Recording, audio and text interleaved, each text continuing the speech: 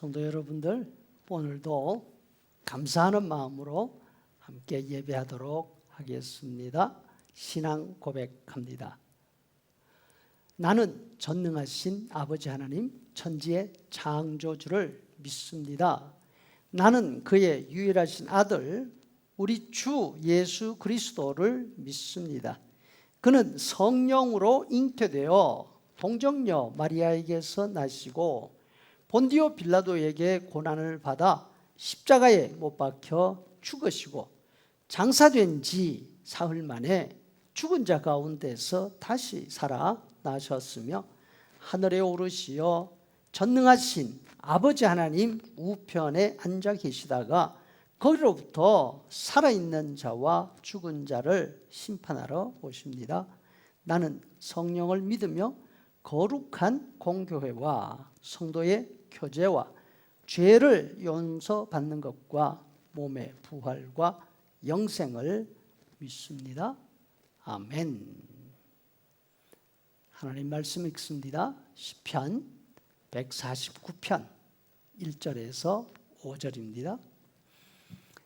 할렐루야, 새 노래로 여호와께 노래하며 성도의 모임 가운데서 찬양할지어다. 이스라엘은 자기를 지으신 이로 말미암아 즐거워하며 시온의 주민은 그들의 왕으로 말미암아 즐거워할지어다. 춤추며 그의 이름을 찬양하며 소고와 수금으로 그를 찬양할지어다. 여호와께서는 자기 백성을 기뻐하시며 겸손한 자를 구원으로 아름답게 하심이로다. 성도들은 영광 중에 즐거워하며 그들의 침상에서 기쁨으로 노래할지어다. 아멘. 시편책 마지막 5개를 가리켜서 할렐루야시라 이렇게 말합니다. 왜냐고요? 5개 모두 할렐루야로 시작하기 때문입니다. 교회에 다니는 사람들 가운데 할렐루야나 아멘을 모르는 사람 아무도 없겠지요? 많은 교회들이 주일 아침 예배 인사하면서 첫 마디가 할렐루야 이렇게 하지 않습니까? 너무나 자주 하고 너무나 흔한 말이기 때문에 그 의미를 놓치기가 쉽습니다. 그죠?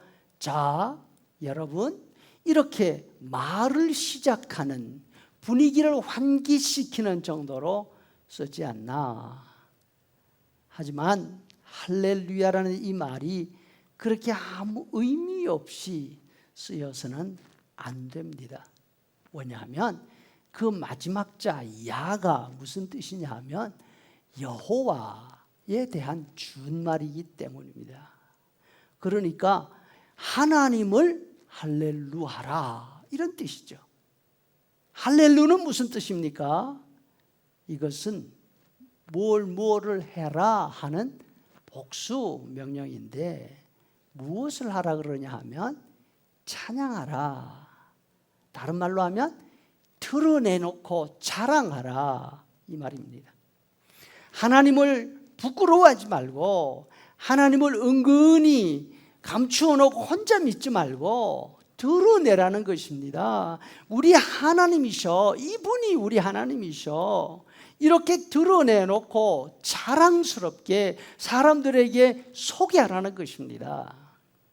만약 부부 동반으로 어떤 모임에 갔는데 남편이나 아내가 다른 사람들하고 혼자서 반갑게 인사합니다. 하하호호 하면서 서로 정말로 감당할 수 없을 정도로 친한 것처럼 이야기를 합니다. 그런데 정작 그 옆에 서 있는 자기에 관해서는 소개도 하지 않고 아무런 언급을 하지 않습니다. 투명 인간 취급합니다. 여러분이라면 어떤 기분이 들까요? 그 다음 무슨 일이 벌어질지는 상상에 맡기도록 하지요. 하나님은 언제나 우리와 함께 계시는 분 아니십니까? 우리가 사람을 만납니다. 그러면 우리 곁에 계시는 하나님을 소개해야 되는 것 아닙니까? 하나님을 뻘쭘하게 서 계시게 내버려둬도 됩니까? 가는 곳마다 만나는 사람마다 언제나 하나님을 소개해 드려야 하는 것이 이스라엘 사람들이 하는 일이죠. 그렇다면 이스라엘 사람들은 어떤 사람입니까? 오늘 시편은 언제나 하나님을 자랑스러워하며 모든 사람에게 소개하는 이 이스라엘 사람들이 어떤 사람들인지 몇 가지로 표현하고 있습니다. 2절에 하나님이 지으신 사람들입니다. 하나님을 왕으로 모시는 사람들입니다. 자기 부모를 부끄러워하는 사람, 자기 왕을 부끄러워하는 사람 있습니까? 있다면은 제대로 된 사람이 아니지요. 예를 들어 목각 인형 피노키오가 있습니다. 피노키오는 자기를 만든 할아버지를 창피해하고 무시합니다. 하지만 우리는 피노키오가 아닙니다. 4절 하나님의 백성입니다. 그리고 겸손한 사람입니다. 이스라엘은 겸손한 사람들입니다.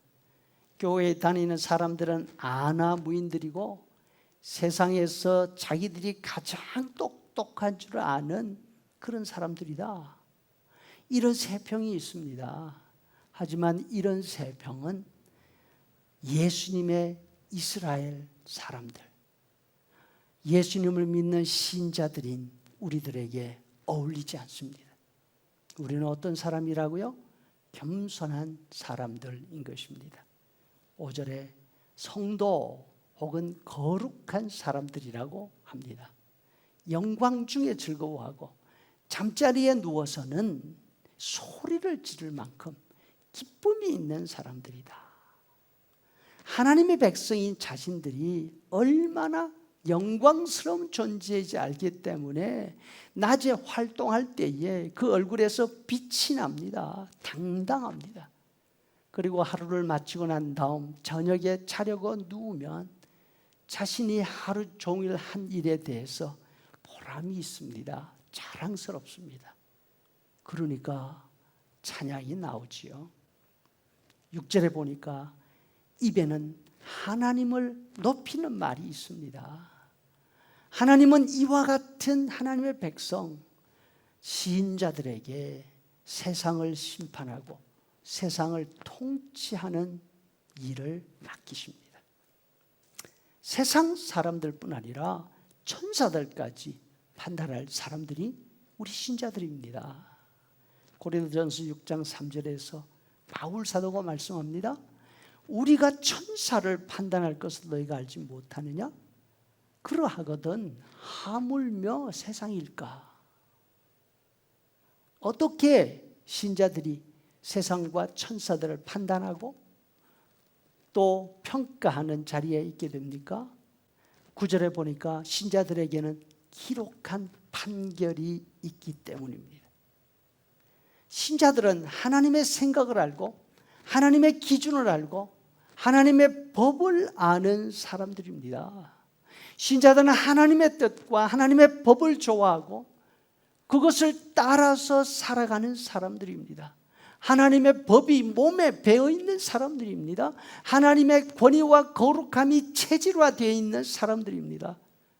그런 사람들 앞에서 세상 귀족, 세상 왕들이 어떻게 감히 대들 수가 있겠습니까?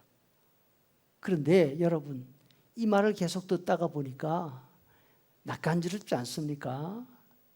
우리가 진짜 이런 사람들이라고? 자신을 돌아보게 되지요. 맞습니다.